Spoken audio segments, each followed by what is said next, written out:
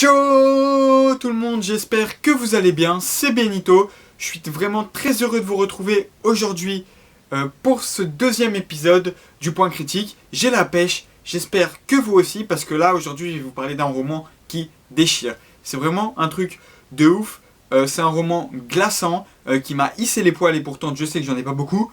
J'ai découvert cet écrivain par hasard, parce que je voulais lire d'autres romans de thriller que ceux d'Harlan Coben, et franchement, je ne regrette pas mon choix. Alors ce fameux roman, c'est celui-ci, Chien de sang, écrit par Karine Gibel. Quelqu'un peut me dire comment ça se prononce? Ah, à mon avis, on dit Karine Gibel, parce que regardez, il y a le E accent aigu, ou grave, je sais plus lequel des deux, qui est écrit juste ici. Donc je pense qu'on dit Karine Gibel. Bref, appelons-la comme telle. Donc ce que je vous propose, c'est de faire comme dans la vidéo précédente, c'est-à-dire que je vais d'abord vous lire le résumé qui est écrit ici sur la 4e de couverture. Ensuite, je ferai quelques commentaires, je dirai les plus intéressants, les moins intéressants, et je terminerai en disant si oui ou non, je vous le recommande. Alors commençons tout de suite si vous le voulez bien. Voici le résumé en entier. Ils sont là. Ils approchent. Aboiement, tonnerre de sabots au galop. La forêt est si profonde. Rien ne sert de crier. C'est le plus dangereux des jeux. Le dernier tabou, le gibier interdit. Le hasard les a désignés. Diane aurait dû rester à l'hôtel ce jour-là, au mauvais endroit, au mauvais moment. Quant à Rémi, le SDF, s'il a perdu tout espoir depuis longtemps, c'est la peur au ventre qu'il tente d'échapper à la traque. Elles sont impitoyables. Le sang les grise. Déjà, rien que le résumé, ça claque. Alors bon, ils sont là, ils approchent. Je me suis demandé ce que ça pouvait être. Et je me suis dit que peut-être c'était une armée de Stormtroopers qui allait débarquer sur Terre avec leurs pistolets laser, qui allait tirer partout, faire un gros carnage, genre piou piou piou piou piou. Je te rappelle que je suis ton père. Non merde, pardon, ça c'est Dark Vador. On déconne pas avec Star Wars. Aboiement. Tonnerre de sabots au galop. Bon ça c'est des chiens. Et peut-être les Stormtroopers qui arrivent alors sur des poneys, on sait jamais. Pourquoi pas. La forêt est si profonde. Rien ne sert de crier. C'est moi ou cette phrase elle est ambiguë? C'est le plus dangereux des jeux. Alors ça je sais, c'est le Pouilleux Massacreur. Ça commence à me tuer les mains quand j'étais petit. Le dernier tabou, j'ai pas d'idée. Le gibier interdit. Des sangliers? Peut-être. Le hasard les a désignés. Diane aurait dû rester à l'hôtel ce jour-là. Ça, combien de fois on se lève le matin, quand on va en cours ou au travail, on passe une journée de merde, on se dit j'aurais mieux fait de rester à la maison ce jour-là. Pourquoi pas à l'hôtel, tant qu'à faire. Au mauvais endroit, au mauvais moment. Ça nous arrive tous. Ça nous arrive tous, mais c'est surtout nos parents qui arrivent au mauvais moment quand nous on est au mauvais endroit. Ça c'est... Bref, on s'en fout. Quant à Rémi, le SDF, s'il a perdu tout espoir depuis longtemps, c'est la peur au ventre qu'il tente d'échapper à la traque. Serait-ce une traque avec la police? Ou Rémi est-ce un Stormtrooper, tout comme Diane pourrait l'être? On ne sait pas. Ils sont impitoyables. Le sang les grise. Ah, c'est sûr que les Stormtroopers, j'ai vu le dernier Star Wars, franchement c'est des ouf, hein, ils sont vraiment impitoyables. Bref, donc si on doit résumer, c'est des Stormtroopers qui arrivent sur des poneys, qui jouent au Pouilleux Massacreur, qui se font arracher les mains, qui auraient dû rester à l'hôtel pour Diane, la Stormtrooper.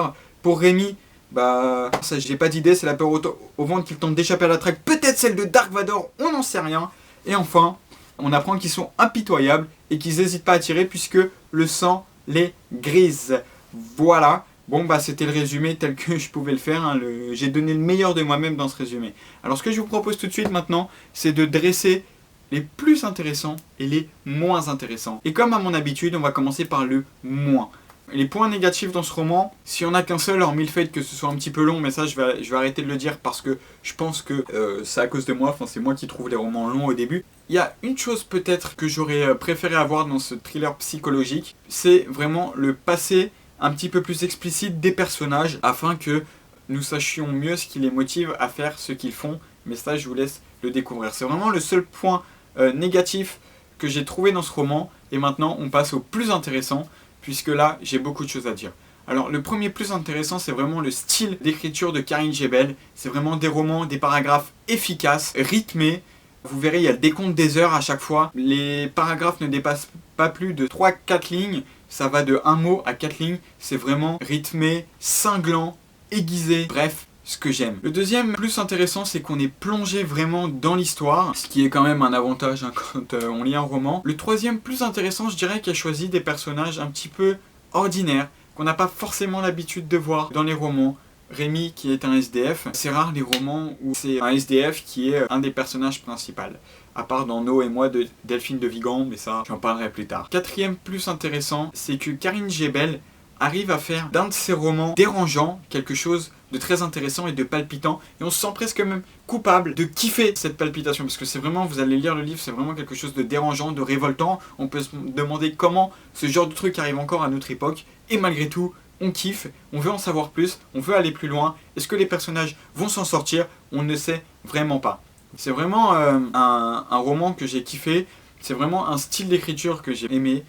Karine Jebel est vraiment incroyable. C'est une femme qu'on voit quand on la voit dans les vidéos qui est toute douce, et pourtant elle a un côté sadique dans sa tête et dans ses romans. Franchement, je kifferais pas la voir devant moi quoi. Pour finir, est-ce que ce roman là, Chien de sang, je vous le recommande ou est-ce que je ne vous le recommande pas? Franchement, moi je vous recommande de le lire. Vraiment, si vous voulez kiffer, passer un bon moment, ne pas dormir la nuit, parce que tellement ça vous hante, vous flippez quoi. Je vous recommande vraiment de le lire. Mais écoutez, c'est déjà la fin de ce deuxième épisode du Point Critique. J'espère que vous allez bien kiffer. Si c'est le cas, n'hésitez pas à mettre un petit pouce bleu, un petit pouce en l'air, ça m'aiderait bien. N'hésitez pas à partager et surtout donnez-moi en commentaire les livres que vous voulez que je lise pour vous, savoir si je vous les recommande ou pas. Sur ce, je vous dis peace et à bientôt.